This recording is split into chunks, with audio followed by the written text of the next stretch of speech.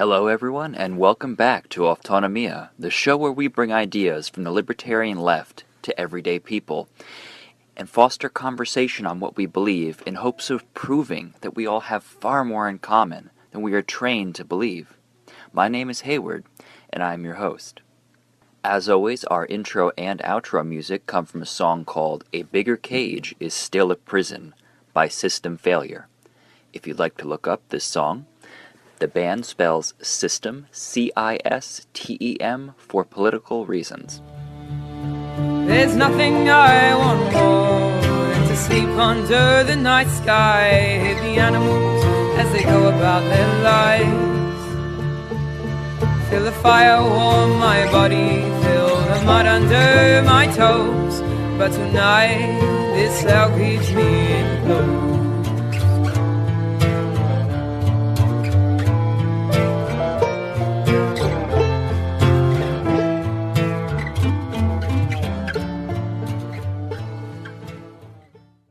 Hello everyone, and I hope your summers have been going better for you than they have been for me. You've obviously noticed quite a significant length between the recent podcast episodes, and that's because close to 3 weeks ago I had recorded what I thought was a pretty entertaining episode about the ongoing uprising all over this country that has started to tamp down but is still very active in some places. Unfortunately, after recording that at our monthly food and clothing giveaway, I was involved in a car accident where the other driver forgot what a red light means. This resulted in me T-boning a car right around 35 miles an hour, which sucked enough as it is, but my truck is very old and doesn't have airbags. So not only is the only vehicle for our aid organization still stuck at a salvage yard weeks later, I also don't have a way of getting around, and I had to deal with the injuries of going from 35 to 0 with no airbags. So that was rough, but I'm here. The primary reason for the delay, though, was not the injuries that I incurred, but it was the phone that I had at the time was bent in half from the force of the impact with the recordings on it. Now, I'm hoping I'll be able to salvage those off because in addition to my jobs as a handyman, I am also a pretty experienced cell phone repair technician. I had really been hoping that I could get all of this data off of my phone and edit it together into a new podcast episode for you, especially hoping to have it released in a timely manner such that my commentary on the ongoing rebellions all over the country would actually be relevant and current. Unfortunately, it's been weeks now, and as far as I can tell, the insurance adjuster is still yet to have looked at the vehicle, which means that it still has to sit at the salvage yard, which has delayed quite a number of things, including me getting the type of money that would be required to fix an iPhone XS. So it looks like it might be at least another week or two until I can have even the chance of getting that phone running again, or at the very least on to the point where I can use a screen to run through it and extract some data from it. So it'll probably be a while until that podcast episode comes out, which I'm a little bit bummed out about, but it is what it is. Naturally, it's been quite a while waiting, so there's a lot of stuff that we could talk about. But one thing I really wanted to zero in on, especially because of the reaction from the right that I've been seeing a lot lately, is what's happening in Portland, and specifically touching on the point of hypocrisy. And, you know, I know a lot of people on the right. I have a lot of friends on the right. I listen to a lot of right-wing media, talk radio. I know several right-wing radio show hosts. I mean, it's not as if I have no idea what I'm talking about when I say that a lot of the reaction, and not all, I want to be very clear, not all, but a lot of the reaction on the right is very, very disheartening to me about what's happening with the repression around the country to this uprising, because it really exposes sort of a hypocritical underpinning of that worldview in a lot of people that uphold it. And it's very frustrating to me because I don't mind someone that has a good faith disagreement with me and might view things in a different way than me. But I start to have issue when people take two oppositional positions based on political convenience. That's something I always have a problem with, and that's something I always call out, and that's something I try to avoid personally, because I don't like to be the kind of person that can make an accusation and simultaneously be guilty of it, because of course, that is the very hypocrisy that I am trying to speak against here. So, for those of us that are not aware, Portland has been close to 50 days by now of resistance in the city. That means protests, that means riots, that means shooting fireworks at courthouses, that means tear gas in every direction. And more recently, what that's meant is the use of federal agents. And, you know, this is the kind of thing that when I was a right-wing libertarian back in college, I heard people all the time be terrified that Obama would send out federal agents kidnapping dissidents and putting them into unmarked vehicles and dragging them off to undisclosed locations. And a lot of those same people I see today cheering this on. I spend a lot of time looking around on the right-wing social media space, and, you know, I go in a lot of Facebook groups and Facebook pages that are populated largely by right-wingers. And the glee and just absolute rapture that people seem to be experiencing from this repression is extremely disturbing. And it says a lot about what they actually believe and what their actual true colors are. Because if they're suddenly cheering the use of secret police because the shoe is on the other foot, to me that's someone that has a very tenuous relationship with principle. In Connecticut, I don't know, maybe 6-7 months ago at this point, could be even longer.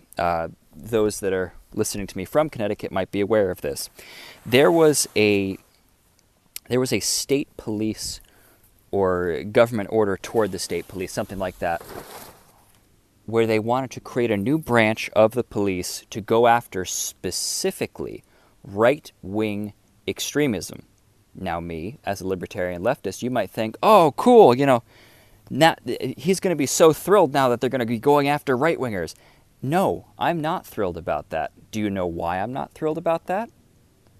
Because I am a libertarian leftist, also known as an anarchist. And those are the kind of people that have principles that stand against the use of state power against dissidents. Because anyone who knows even a little bit about history can tell you that whenever the state is allowed to reach a new level of power, it will use and abuse that power. And it will always say it's just for the communists, it's just for the anarchists, it's just for the rioters, it's just for the terrorists. But we all see what ends up happening. It always gets used on the general population. Remember the Patriot Act. I was a kid when that was being pushed through, and I saw people, young and old, saying, if you have nothing to hide, you have nothing to fear, it's to keep us safe from the terrorists. And for a while I believed that, because I was 7. But when I started to actually learn a little bit and gain a little bit of wisdom about this world and begin to engage in critical thought rather than what I was brainwashed to believe by the school systems, I realized this is extremely dangerous, and this is not the America that I was raised to believe in. This is an America, this is a country that is adopting tactics that are antithetical to a free and open society. And it's using fear to push that narrative, which, mind you, the definition of terrorism is the use or threat of violence to extract a political end. Boy, it's certainly not terrorism when the government does it, I guess, but because that's, 80-90% of what they do? So, the Patriot Act got pushed through, and a lot of people were thrilled about it because a lot of people were scared and because a lot of people didn't think. And what did we see a few years later? Some guy named Snowden managed to sneak a flash drive out of an NSA building and taught the whole world that the NSA had been spying on everyone. That's not a good thing, and that's not what breeds liberty. That is what breeds a totalitarian police state. I was raised to believe that dangerous authoritarian countries were the ones that used secret police and were the ones that used mass surveillance on their populations, because their primary enemy was not outside, but inside. Their primary enemy is the people that they control. Not the people that they serve, not the people that they exist to protect, the people that they control. And that's you. I saw a lot of people cheering on what's happening in Portland right now, and some of the comments were disturbing. One of my personal favorites was one person commenting on Law Enforcement Today, which is a periodical for law enforcement folks, and they do have a Facebook page, and you can see a whole lot of pretty nightmarish language being used in there on a regular basis. This person commented saying that they wanted them to all be wiped out with pepper balls, which is a munition they use in protests too. It's basically pepper spray in ball form. And someone replied to that comment. Let me pull it up exactly here, just so I can read it exactly what was said. So, Juan says, 50 caliber for the final solution. To which I replied, nice use of final solution. Fans of history might recognize that phrase as having another meaning, and not a happy meaning. A lot of people, rightly so in my opinion, during the Obama administration were very, very skeptical at the increase in government power and very, very skeptical about the possibility of a police state happening in their country. I was also one of those people that was worried about it, but apparently I was one of the few people that actually meant it. I'm seeing people who used to identify as libertarians or just fairly moderate right-wingers who were very skeptical about Obama coming in the night to take your guns, take your liberty, take your freedoms, take your wife, take your whatever. And that didn't so much happen. But now that that's literally happening in some places under Trump, it's all fine because it's the enemies that they're going after.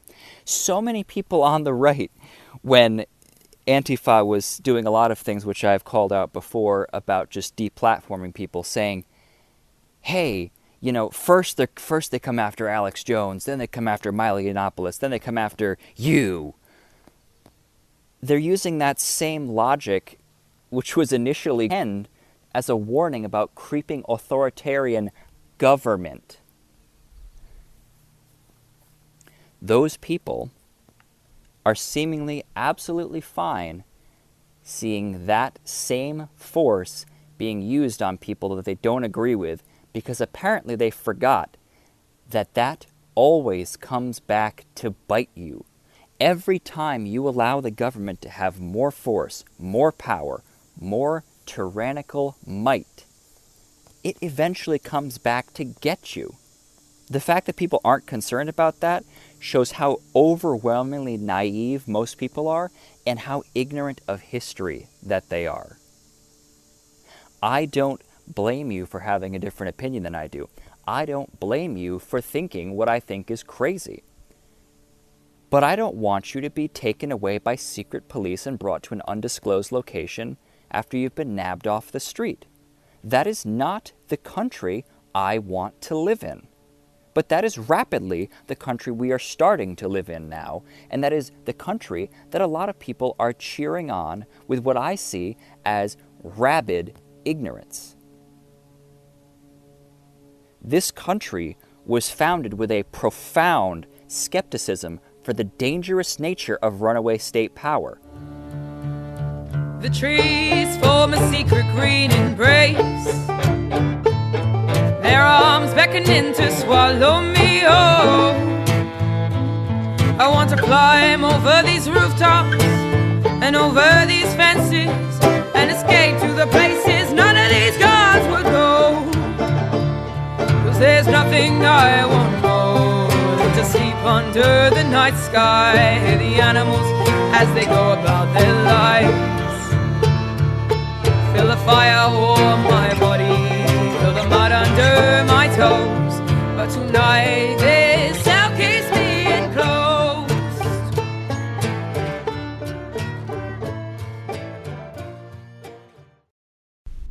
Another observation I've made, which has been really frustrating, when the Yellow Vest movement in France was kicking off, a lot, and I mean a lot, of conservatives were in support of it, despite the fact that they were using viciously militant tactics against the police.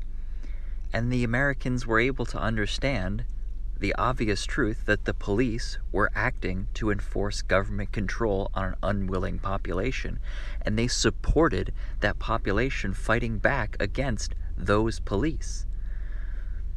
And then we see what happened over in Hong Kong. Americans all over the place were supporting what was happening in Hong Kong. They were supporting the fight against the police in Hong Kong because the police were defending the government of Hong Kong, which is linked to the government of China. It's amazing. People in this country can look at people fighting the police in other countries and understand that it makes sense, that understands that it is perfectly logical that since the role of the police is to defend the state, that if the state becomes the adversary and people are trying to push for a better world, you are going to come into contact with the police.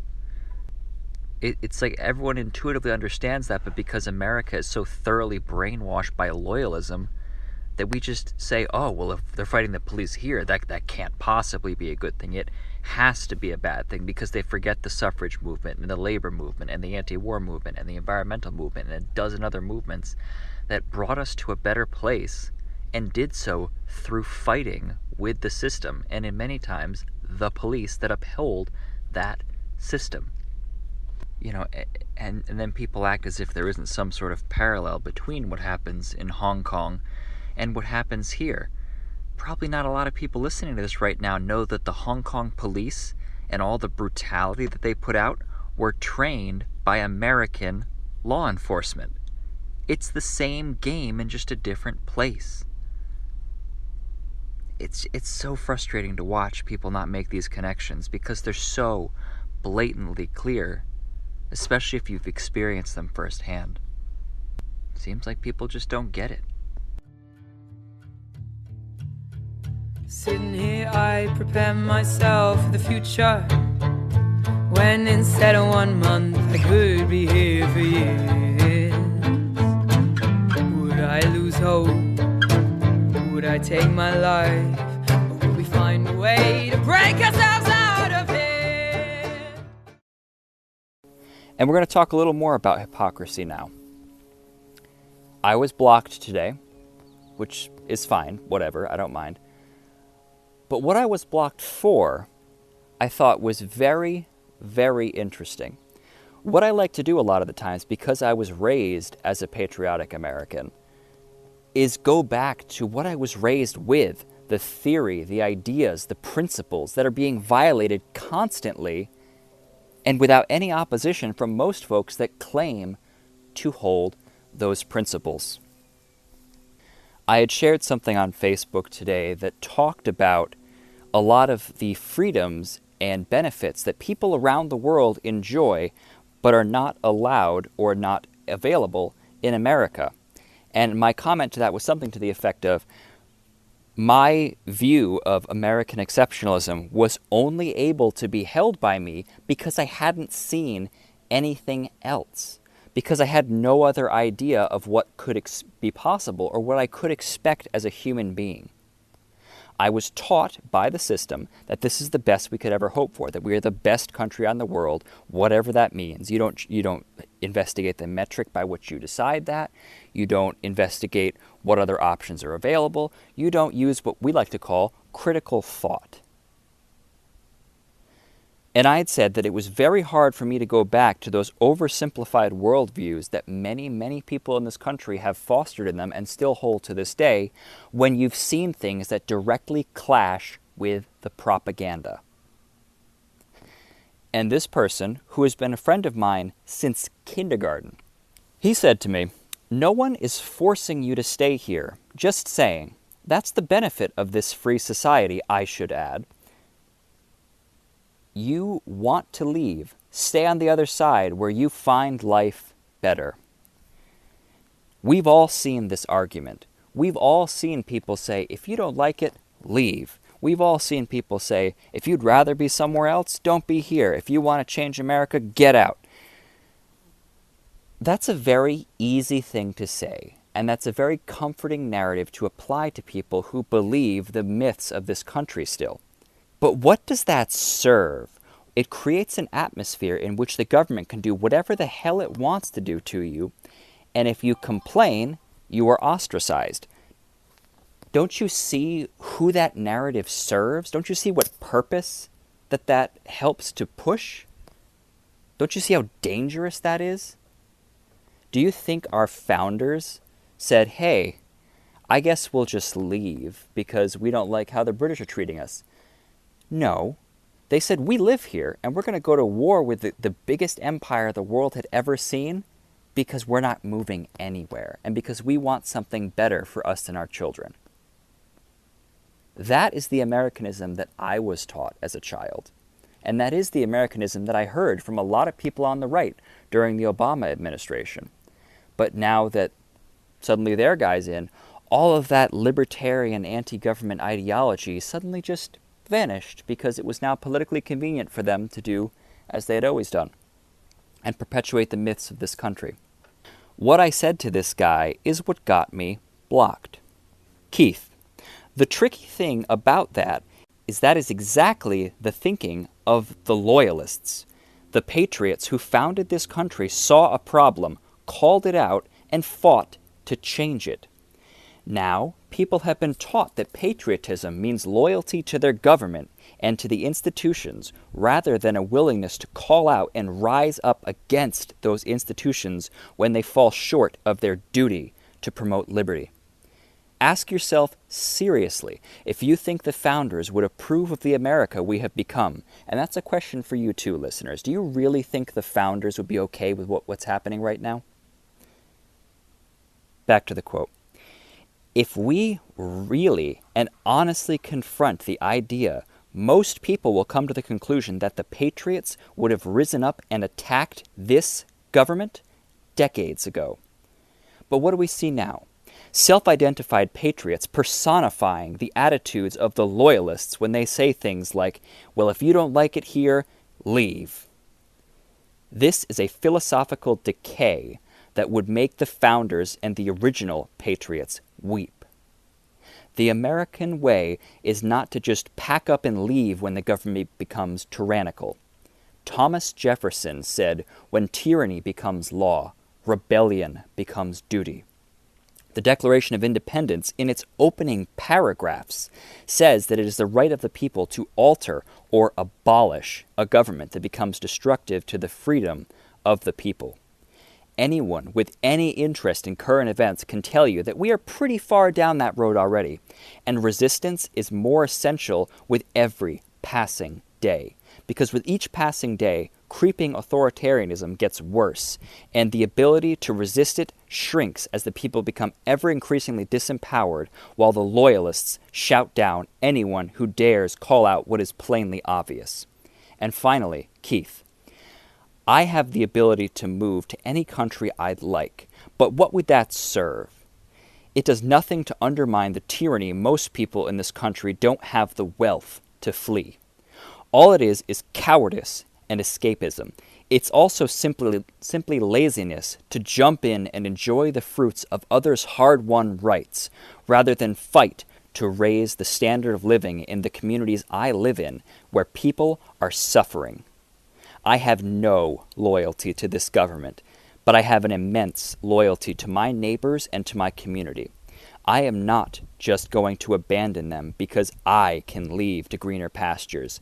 There is no honor in that. And I stand by those words, and those words are what got me blocked, which basically just means this person never wants to speak to me again.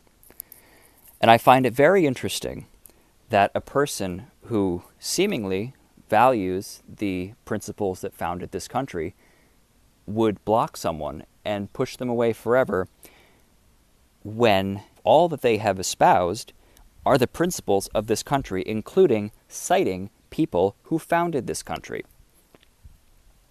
That to me is profoundly dangerous. What we have nowadays is loyalism masquerading as patriotism, and it will be the death of this country far sooner than any leftists will be.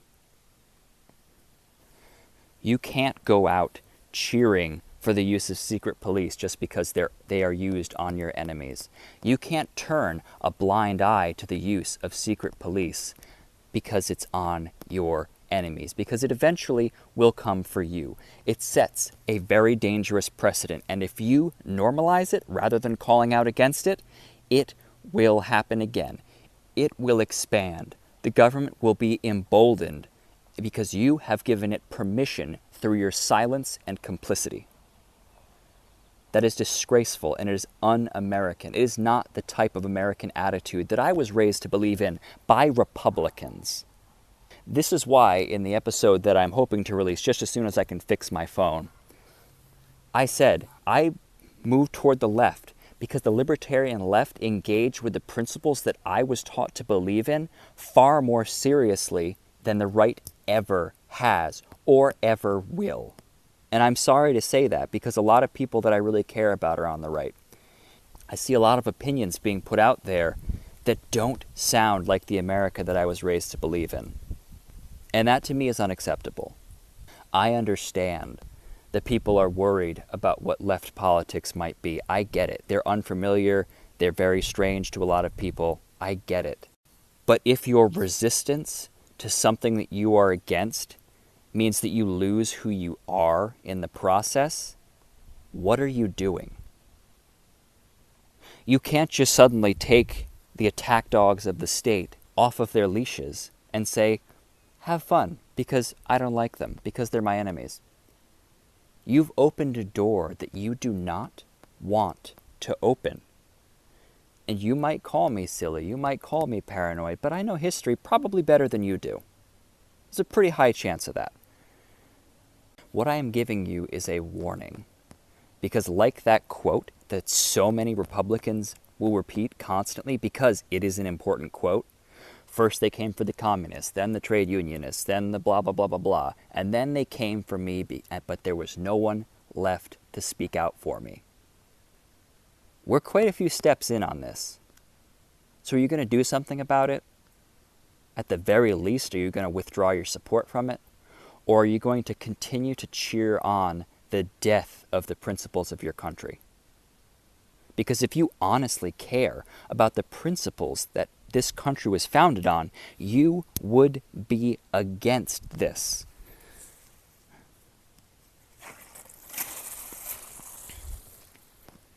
Our founders would be against this emphatically. And our founders would have revolted generations ago as our liberties continuously get chipped away at, because that is the nature of government. Give it enough time and it will strip everything from you. And we have a situation where the powerful have managed to brainwash a huge percentage of the population into believing that unconditional loyalty to the state is what they should have. They don't say that, of course, because using such language would be unwise and sloppy. They dress it up a little more. They say that's loyalty to your country, because that's an abstract of enough concept that people can say, oh yeah, sure, loyalty to America, let's go into Iraq. Loyalty to America, let's go into Afghanistan.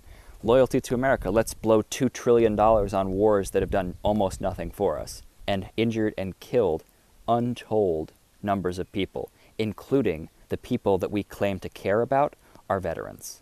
I'm sorry if I'm rambling a bit. This is all unscripted. I'm trying to do this as much as I can because I think it's an important exercise to actually work with the ideas that you're involved in.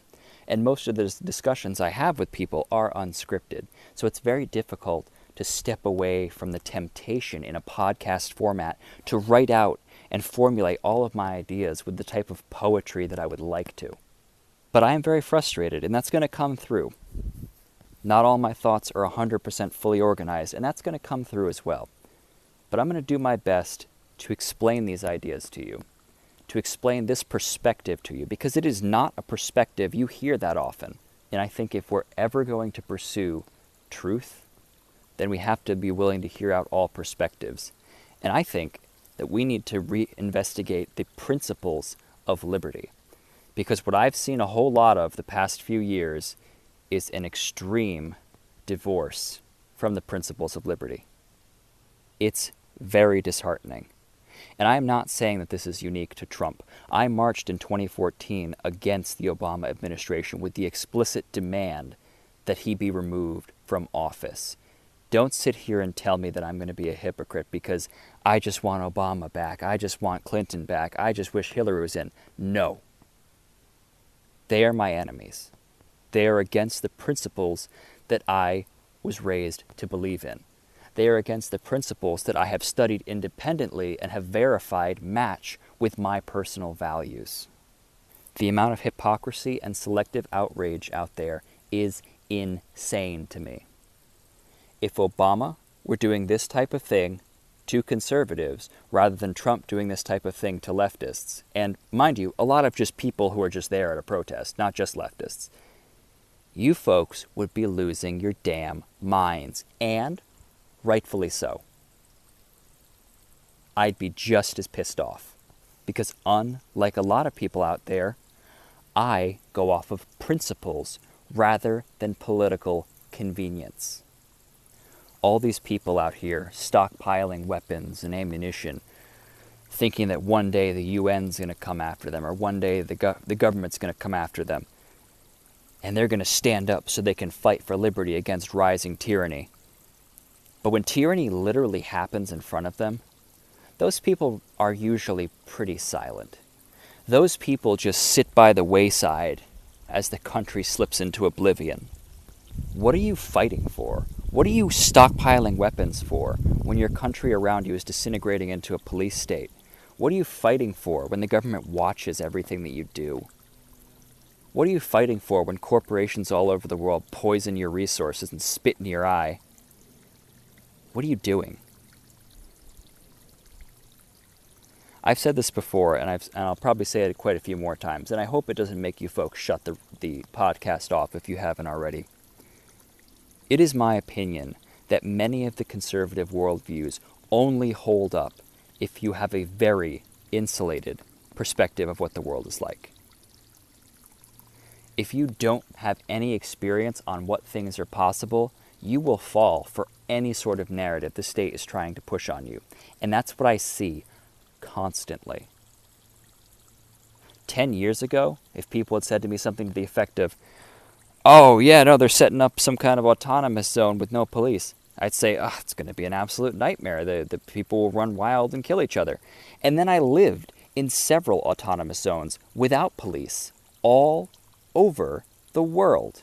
And then I found out, oh, I've just been lied to by the same system that funds the police. Go figure. And that's sort of a fun thing to jump into. Recently, we've been hearing all these stories about the autonomous zone and all the atrocities that happen within the hellish nightmare within. And then you see the narratives that are actually coming out of inside the zone, or were at this point. And that, along with the live stream videos and pretty much every bit of actual evidence, seems to be sharply in contradiction to the horror stories that we're seeing in the media. Interesting. We hear all these, or we heard, I should say, all these terrible stories of violence and shootings, and it was all shown to us to further a narrative that it is impossible to have a civilized society without police as they exist in this country now. Not only is that demonstrably untrue, but it's also not an accurate narrative of what was happening inside there. And this is getting back to our whole idea of hypocrisy. Many people on the right are perfectly comfortable calling out the hypocrisy and media bias among what you might call liberal media. Some of you may call it leftist media, but I will remind you there is no such thing, at least not in any meaningful way that you'll see on your TV. There is liberal media, and you will call that out as being hypocritical, selectively cherry-picking the facts, and overall partisan bullshit. But for whatever reason, it seems that you have a very hard time applying the same critical thinking and the same intellectual rigor to Fox News, or to any of the other right-wing media grifters out there that are talking about the horror that happened inside that zone, that are focusing on the shootings that happened inside that zone without focusing on who was doing the shooting. Why is it that many of you folks are willing to call out the hypocrisy in the media on the other side, but not engage with the hypocrisy and dishonesty of your own media outlets? Is it possible that many of your opinions are formulated by those media outlets and managed by those media outlets such that you won't question what they say? Several people listening to this show, and myself, listen to media on all sides of the spectrum. And when you do that, the bias is far easier to spot. Fox News was caught in a lie. Fox News photoshopped an image of one armed security guard within the autonomous zone in Seattle and photoshopped him on, I think, 6 or 7 different images for headlines. That's not honest journalism. And among people that are actually interested in the truth, that may seriously undermine the credibility of such a reporting agency. The Seattle police were caught in a lie saying that there was extortion among the residents of the zone toward business owners. And several business owners came out and said that that was false, and they had to publicly walk back their statement. Shouldn't that also undermine the credibility of the Seattle Police Department? What's interesting, though, is that both of those groups continued to put out information disparaging what was happening in the zone, and people ate it up like mindless little children. Why is this happening? Because it's confirmation bias. You want to believe what they are saying because what they are saying backs up your already existing and, in my opinion, manufactured beliefs. And then we have to get to the shootings that happened in the zone.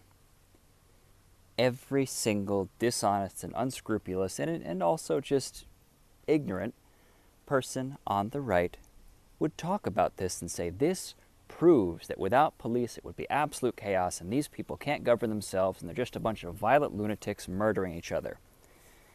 However, just like the reporting from mainstream media about what was happening inside the zone clashing extremely with both the on-the-ground accounts and the video footage live streaming every day out of the zone, this also had a couple of holes in it. Obviously, since day one, and even before the zone was created, that area was subject to constant right-wing vigilante violence. Days before the zone was created, a relative of a member of the Seattle Police Department rammed his vehicle into the crowd and proceeded to walk peacefully into the Seattle police line, but not after he opened fire with a pistol into the crowd. That, among other vehicle attacks, is the reason that the mayor put up all those barriers. They didn't want more vehicle attacks happening because that's a nightmare for liability. But a lot of you took that to mean, oh, this mayor must be a hardline leftist and loves the protests that are happening. No, she doesn't. And anyone that's looked into that area can tell you that that mayor has a very contentious relationship with a lot of the protesting communities in that area. But she prefers a different means of repression than the type of direct repression that many of you folks were foaming at the mouth for.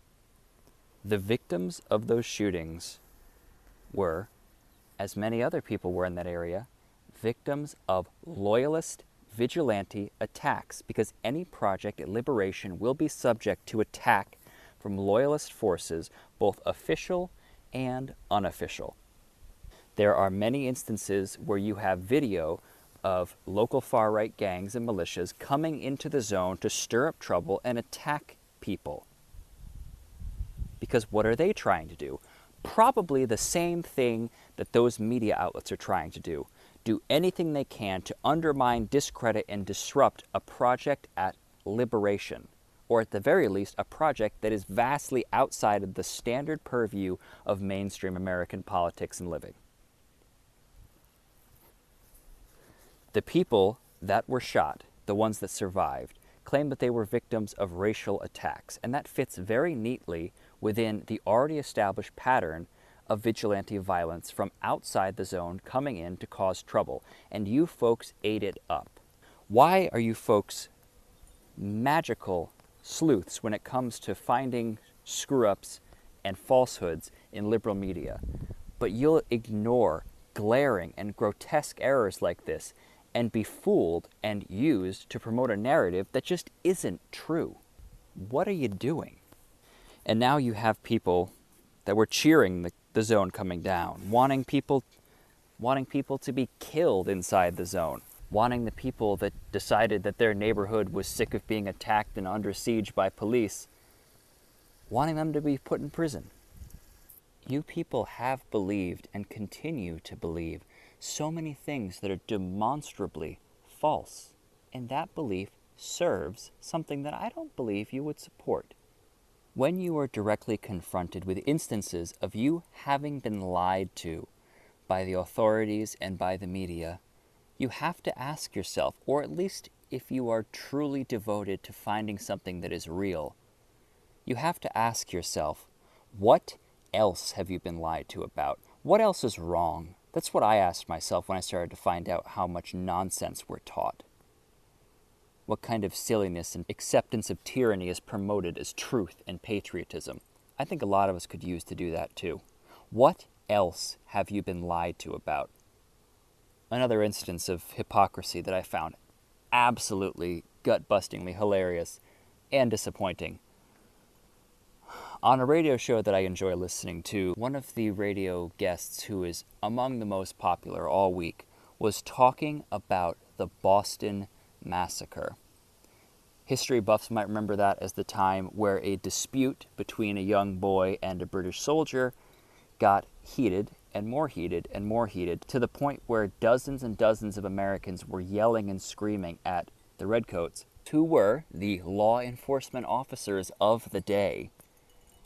Eventually, that dispute got to the point where they were throwing things. They were throwing snowballs and rocks at law enforcement officers. Eventually, this got to the point where one of the Redcoats opened fire, and a lot of people died that day. Drop that event into the modern day. A bunch of angry rioters throwing rocks and snowballs, bottles, whatever, at law enforcement nowadays, who are the modern-day Redcoats, if you're being honest with yourself, throwing objects at law enforcement and taunting them. Would you blame the law enforcement for opening fire? Maybe they feared for their lives. You know, they're people too. Think about that. The patriots, the people who stood up against the largest empire that the world had ever known at the time, the most unbeatable, most powerful, most militarily supreme group of people that had an empire so large that the sun never set on the British Empire. These people who went to war with that, guess how they reacted to the Boston Massacre? They were outraged, and it made the situation considerably more inflamed, and it made the American people just a little bit more sick of the overwhelming tyranny that they were living under. Nowadays, if people were throwing things at the modern-day Redcoats, and those modern-day Redcoats opened fire in fear for their lives, pretty significant chance a lot of you would be defending them, because we already see that. And there's a pretty significant chance that a lot of you would be calling for those modern-day Redcoats to open fire on those dangerous rebel-rousers. The type of thinking that underpins what we call the patriots of the modern day is fundamentally identical to the thinking of the loyalists of the 1770s. What are you going to do with that? If the people that you idolize went to war with the largest empire in the world over this kind of mistreatment, over this kind of tyranny, and you folks are cheering it on, what does that make you? I have a pretty significant feeling that it's not something you want to be or something you identify as. What happened to conservatives? They used to be so anti-government. They used to be so skeptical of rising authoritarianism.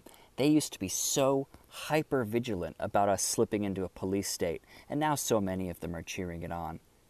Don't you folks remember Waco? Don't you folks remember Ruby Ridge? What happened to those people that were sure that the government was their adversary? What happened to those people that were acutely aware of what the law enforcement, who are the defenders of the government, first and foremost, will do to you if you rise up against that government. What happened to those people? Those are the kind of conservatives that I have a lot easier time talking to because they understand that the state is a fundamental adversary. To me, at least those people are being honest with themselves. Folks right now are cheering on what's happening all over the country in terms of rising and creeping authoritarianism. We're going more and more toward a police state, and all you back the blue people are largely to blame. It's not a polite thing to say, but it's also not wrong. You are charging headfirst through a door that you do not want to go through, because it will make the world a much more dangerous and enslaved place because of it. You're allowed to believe in whatever type of government you want to believe in, but don't you sit here and tell me that you're a patriot when the people that you claim to idolize would have risen up in arms against this generations ago. Don't tell me you're a patriot when you say just obey the law or back the blue. Don't tell me that. Just be honest. If you had any idea of the history of policing and how it's been used in ways that you're not taught in school, that you're not taught about in right-wing media or liberal media, you'd see a pretty clear trend here, and you'd stand up against it, because that's the America that our founders created. When the Declaration of Independence of this country lays out the right of the people to alter and abolish the government if it becomes destructive to the ends of liberty, those people saw this coming. Those people saw this as a possibility that we might enter into, and they gave us a way out. You know why you have the Second Amendment. They gave us a way out of tyranny. They gave us a way to prevent it because they knew that America might someday become the type of tyranny that England was. And if we're being honest with ourselves, the America we have today is infinitely worse than England ever was to us. Do you honestly think that if America became what it has become, our founding fathers would just sit here and continue waving that flag they created? Probably not. Because they understood that a country and a government can become tyrannical. And when it does that, it loses its legitimacy, and it is the duty of the people to fight against it. Seriously, do you really think they'd still be waving Old Glory in that fight? When they went to war with England, they didn't keep flying the Union Jack. When the South seceded from the Union, they didn't keep flying the American flag. Because the governments that they were fighting use that flag. We know, if we're being honest with ourselves, the founders would rise up and fight against this. And we know that America, the American government, still uses Old Glory. We have no reason to believe that the founders would do anything but make a new flag, make a new project that goes truer to the project of liberty. So many of you folks are loyal to the concept of a nation, but are so willing to accept its principles being destroyed as long as they're done by someone on your team. I see that on both sides. It's very sad. It needs to stop. And to a large degree, I don't blame those people, because a lot of them were just taught a certain way and they believed it. It's not their fault. But if those beliefs continue to be perpetuated, we have no hope. And we'll go headfirst right into the night. And anyone that dares to try to create something different, better, or just an expression of a way of life that people genuinely want to live, they'll be dragged off by unmarked police vans, taken to undisclosed sites and never seen again. And the loyalists will cheer, and cheer, and cheer. And their loyalty will buy them a little bit of safety until the state is sufficiently powerful and their loyalty is no longer necessary. And when that loyalty is no longer necessary, welcome to hell. God help us.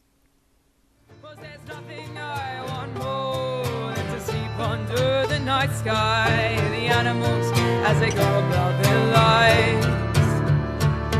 Feel the fire warm my body, feel the mud under my toes. But tonight this hell keeps me enclosed. For if we don't have our freedom, a vision for fire, it burns so much more bright. There's no justice in the system, a bigger cage is still a prison. Well, I hope that somewhere someone breaks free tonight.